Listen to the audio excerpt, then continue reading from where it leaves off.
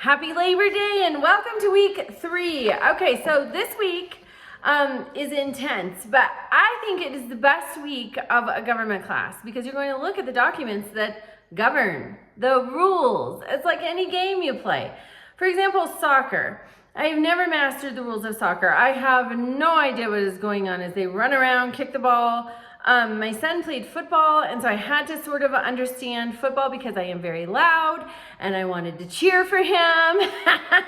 So in an effort to not completely embarrass him, I tried to learn some of the rules of football. I still don't fully understand it, but you have to know the rules.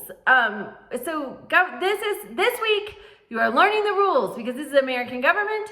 You have to know the rules to know, is the government following the rules? So this week, all of the resources that you need for this assignment are linked in the assignment.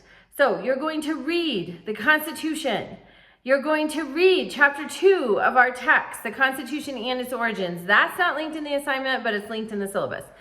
You're going to read Federalist number 21. What are the Federalist Papers? There are 80 plus essays. You're only reading one of them, the 21st one of them, that explain. So after the Constitutional Convention from May through September of 1787, then they had to get it ratified. They needed 9 states to ratify the Constitution.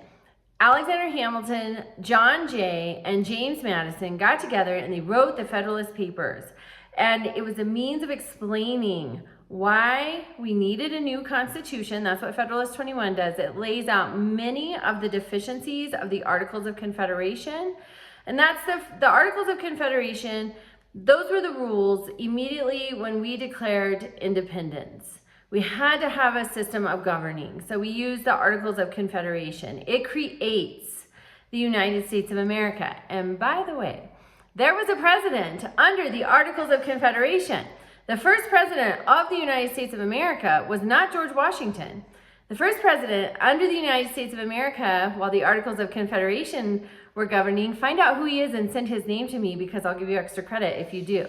Number 1, that's that. Then, so we have the Articles of Confederation.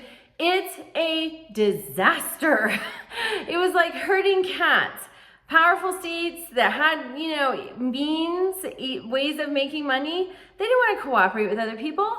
They didn't want to send money to the federal government.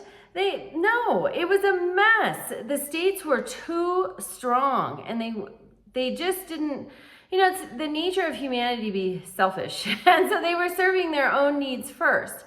And that just did not work out for a nation of states. So they got together, created the Constitution. Now we have to get it ratified. The Federalist Papers explain deficiencies in the Articles of Confederation and strengths in the Constitution. So you're going to read the Articles of Confederation. It does not list the president in there, so you're going to have to look that up, but it's not hard to find. I mean, seriously, a Google search, you got it. I just want to know his name, which I know his name. I want you to know his name. And then you're going to do the assignment. So you're going to look at, are there similarities between the Articles of Confederation and the Constitution? Quote specific language and areas within each to make your point. If you don't have specific areas and language, you will not get credit for that part. And that's 30 points. So it's worth it to read these documents, take a few notes, understand them. Then you're going to look at the most striking differences between the Articles of Confederation and the Constitution. You're also going to, and you can use Federalist 21 for that because Alexander Hamilton does a great job of laying out those differences. Then you're going to look at whether the Constitution fits with governance today. Question 4, you're going to look at what Federalist 21 says about the Articles deficiencies and which specific deficiencies does he point to.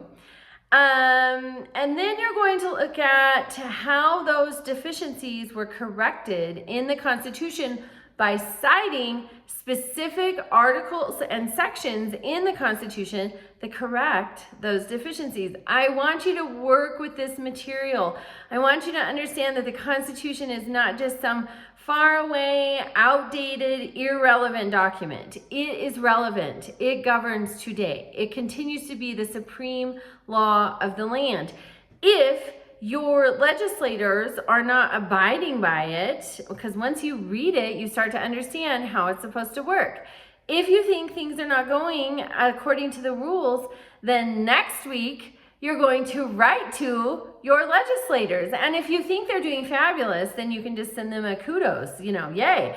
But next week we're going to be participating. One form of participation is voting. Another is contacting our Congress people. I think that's next week. It's soon. If it's not next week, it's soon. But that's really important. Many of you in the reflection assignment pointed out your civic engagement would be voting. That's awesome. Understanding and knowing the Constitution is an excellent way of doing that. It just helps you build your toolbox of knowledge. Have a great week and reach out to me with questions.